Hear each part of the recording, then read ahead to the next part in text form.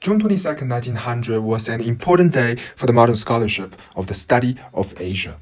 On this day, a cave that was closed for almost a millennium was discovered.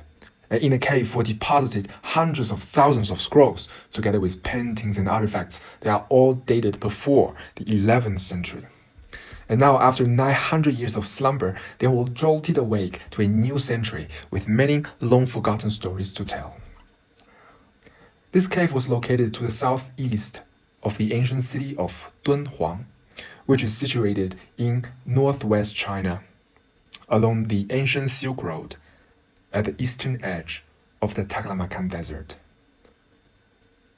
The cave was one of the 735 caves that are collectively known as the Mogao Cave, or 1000 Buddhist caves. They are the remainders of the caves that were constructed over a span of 1000 years, each adorned with exquisite murals and statues. The cave that we are concerned with, known among scholars as Dunhuang Library Cave, or Cave 17, was nestled inside another cave, the Cave 16. On this summer day in 1900, June 22, a Taoist monk by the name of Wang Yuanlu was clearing sand in Cave 16. One of the men Abbot Wang hired, surnamed Yang, noticed something unusual about the mural on the north wall of the entrance corridor. He speculated that perhaps behind this wall there is another cave. At midnight, Abbot Wang and Yang convened, determined to investigate. When they brought down the wall, a door emerged, sealed off by blocks of clay. They thrustily opened the door, and what jumped out to their eyes is a small cave filled to brims with scrolls and scrolls of manuscripts. Since this discovery, and for more than a century, scholars have been relishing in these ancient delights and deciphering their secrets. These manuscripts were written in nearly 20 languages, notably Chinese, Tibetan, Sanskrit, Uyghur, even one in Hebrew. 90% are Buddhist in content, but 5 to 10% are texts of other religious or philosophical traditions, including Confucianism, Taoism, Manichaeism, Christianity. It is veritably a cave of world's religions. One wonders how many gods, different ethical codes and doctrines of salvation were juxtaposed one next to each other in this dark, tiny recess in the desert. Among them, we also found the world's first printed text, the Diamond Sutra, printed in 868, 600 years before Guggenheim printed his Christian Bible. This text was deposited over half a millennium by travelers who traveled along the Silk Road in both ways. For those going from China to Central Asia, the city of Dunhuang was the last oasis before their treacherous journey through the Taklamakan Desert. Here in Dunhuang, they will make offerings to gods and pray for their safe journey. And for those who have safely crossed the desert, Dunhuang was the beacon that heralded their arrival, where they will make offerings to give thanks to the divine protection. Imagine this kind of traffic that went on for centuries as people from different parts of Asia brought their own religions, cultures, and stuffs to this small oasis.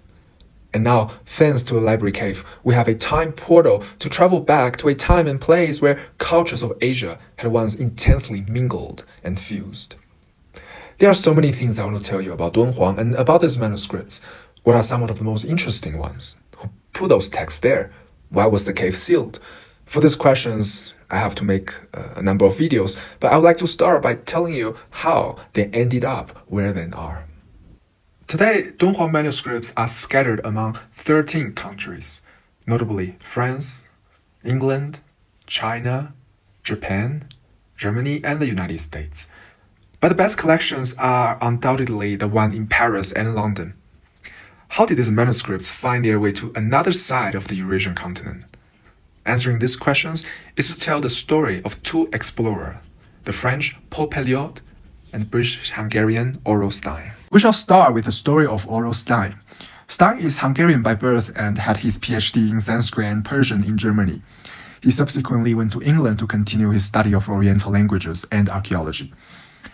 Even before his famous finding at Dunhuang, he had already made several historic discoveries in Central Asia, and it was during one of his Central Asian excursions that Stein first heard the rumor that a cave filled with manuscripts had recently been discovered in Dunhuang. Right away, Stein hurried to Dunhuang with his assistant Jiang Xiaowan. To their dismay, the library cave was closed with a locked door, while the self-appointed guardian of the cave, Abbot Wang, was off on a Mandian trip. Patiently, Stein returned a few months later, on May 21, 1907, and this time he met Abbot Wang. But how would Stein persuade Abbot Wang, a man of religion, to sell him the precious religious manuscripts? Stein noticed that Abbot Wang had been restoring the shrines.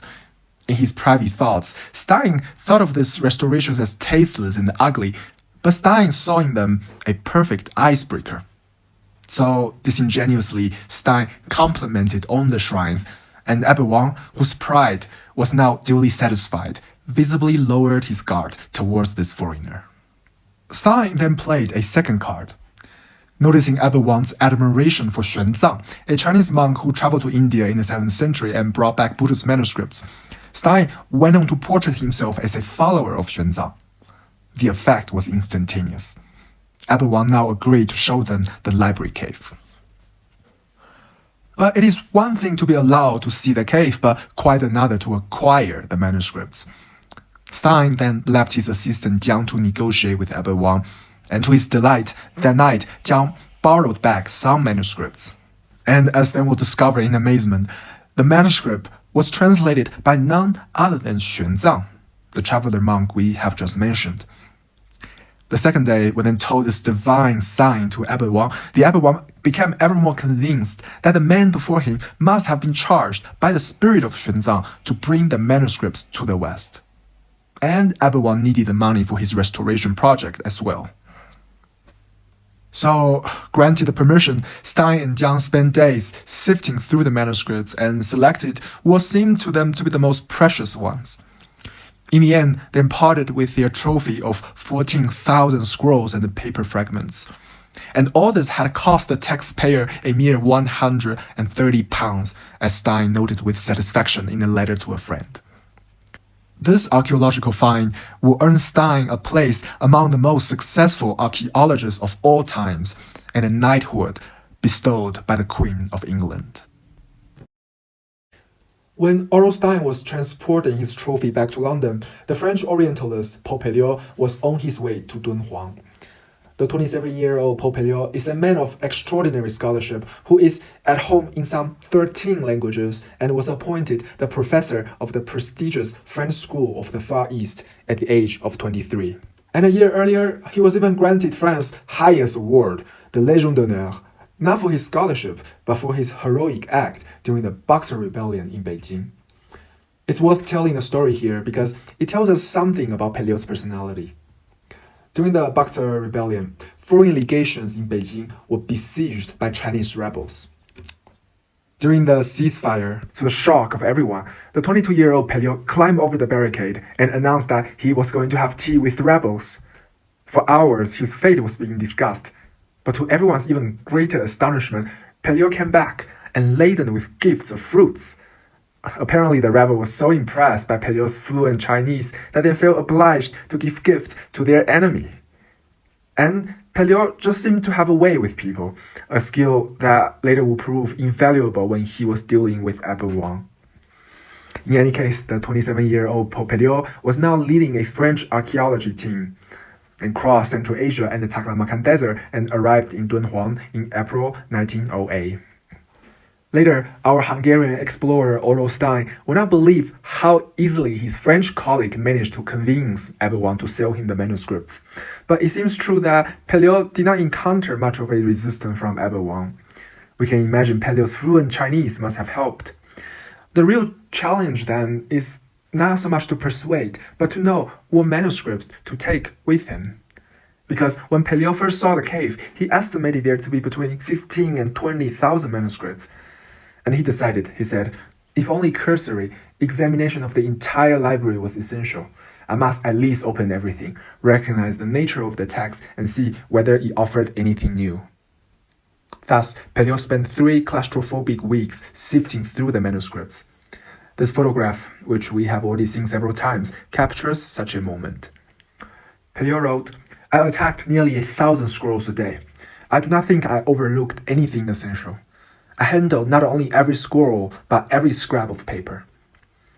Here's the biggest difference between Pelliot and Stein, because Stein knew nothing of Chinese, and his Chinese assistant was unfamiliar with Buddhist materials, so all they could do was to select items that seemed valuable to them. Whereas Pelliot is a true Orientalist who not only had the command of several Asian languages, but also knew the values of the materials. It is quite astonishing that without a reference tool at hand, Pelliot's prodigious memory alone allowed him to recall certain facts or texts and to select the most valuable ones. And it is for this reason that today France has the most valuable collection of Dunhuang manuscripts. On a personal note, when I was an exchange student in the French School of Far East, one day the professor said, "It is in this very building that Paul Pelliot used to teach." Hearing this, it was not a bit eerie sitting there, feeling the physical proximity across time with this genius scholar. In any case, after Pelliot selected his cream of the manuscripts, he parted with them and paid a sum that equals a bit over today's $10,000. And when the manuscripts were shipped to France, Pelliot did not shy from talking about it, and even brought a case of the manuscripts to Beijing. Stupefied by this discovery, Chinese scholars and officials finally realized the importance of the library cave, and thus placed an embargo on whatever still remained in there. But even after the embargo, more foreign explorers will come and pilfered manuscripts out of Dunhuang. Nowadays, they are to be found in 13 countries. Here I'll just briefly mention how some manuscripts found their way to the Princeton University. The present Dunhuang collection at Princeton was obtained from James Luo and his wife Lucy Luo, who, by the way, have taken many amazing photographs of Dunhuang in 1943, as well as from Guillaume Geste, founder of the East Asian Library at Princeton. The Luo couple, in turn, acquired their manuscripts from Zhang Daqian, a painter who spent 2 years in Dunhuang from 1941 to 1943. This exemplifies the many convoluted ways that Dunhuang manuscripts will end up in different parts of the world. So, how do we consider the ethical issue of all of this? European archaeologists at the time certainly felt no scruple about plundering whatever they found. They lived, after all, in a world that was still deeply colonial, specifically in the context of the so-called Great Game, when British and Russian Empire were competing for power in Central Asia. But the world has certainly changed, and Western institutions themselves have come to become acutely aware of the colonial nature of many of their collections. British Museum, for instance, has quietly put away the photo of Oral Stein. But this does not change the fact that today Dunhuang manuscripts are scattered around the world, and to this, Chinese scholars may hold an eternal grudge. Rong Xinjiang, for instance, said quite unsubtly in his book that Abba Wang's tomb, stone, and stupa should not be a tourist destination, but rather be kept standing in front of the Mogao caves as a shaming pole. But we can also complicate the issues by asking how much of the manuscripts would have survived if they had not been moved out of China. Could they have survived the local plundering and the Cultural Revolution? These are just some questions to open the debate, that is, if one wishes to debate. But at the end of the day, it is our collective fortune that a millennium later we could still have those ancient manuscripts at our disposal. And today, they are easily accessible online through the International Dunhuang Project for anyone who wishes to read them and to unravel their many mysteries.